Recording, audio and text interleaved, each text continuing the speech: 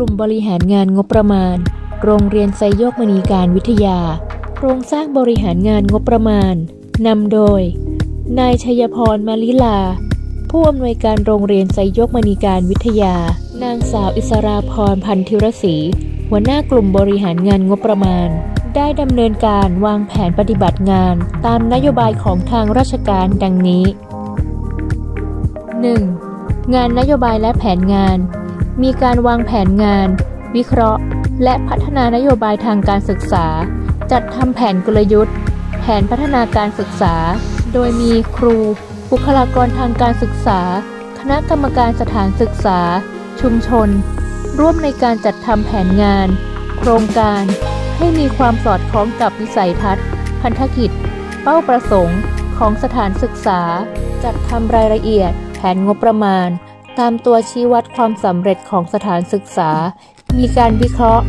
ผลการดำเนินงานปีงบประมาณที่ผ่านมาของสถานศึกษาปรับแผนงานโครงการให้สอดคล้องกับประมาณรายได้ของสถานศึกษาทั้งจากเงินงบประมาณและเงินนอกงบประมาณดำเนินจัดทำแผนการใช้งบประมาณรายไตรมาสโดยกำหนดเป็นปฏิทินแผนปฏิบัติการประจำปีงบประมาณมีการจัดทำเล่มทะเบียนควบคุมการใช้จ่ายงบประมาณเงินโครงการอย่างเป็นระบบมีการประสานงานกับเจ้าหน้าที่พัสดุ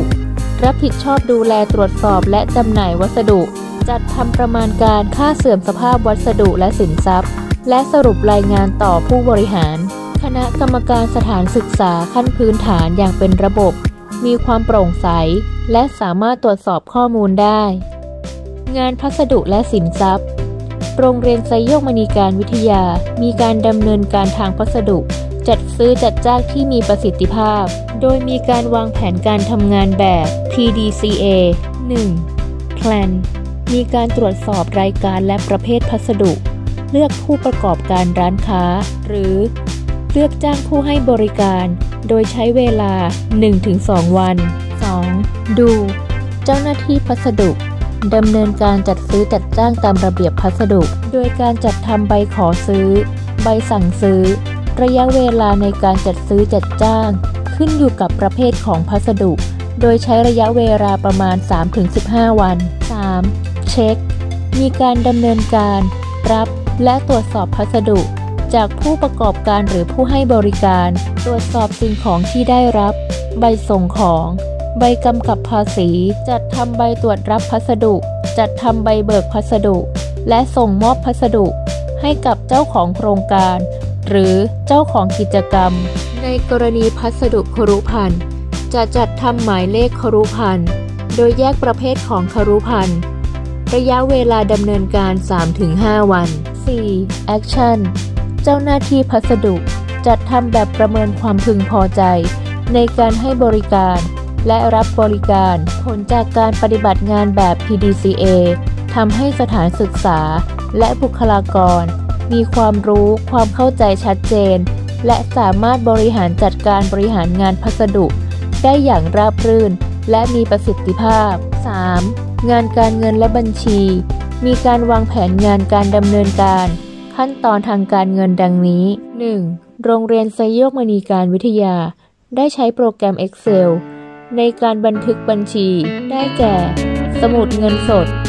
รายงานคงเหลือประจำวันเพื่อความสะดวกในการตรวจสอบความถูกต้องของตัวเลข 2. โรงเรียนทำทะเบียนคุมรายการเงินต่างๆได้แก่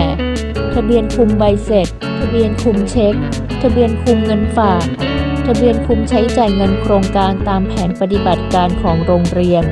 สรุปรายการเบิกจ่ายจากธนาคาร 3. โรงเรียนมีการแต่งตั้งคณะกรรมการการเก็บรักษาเงิน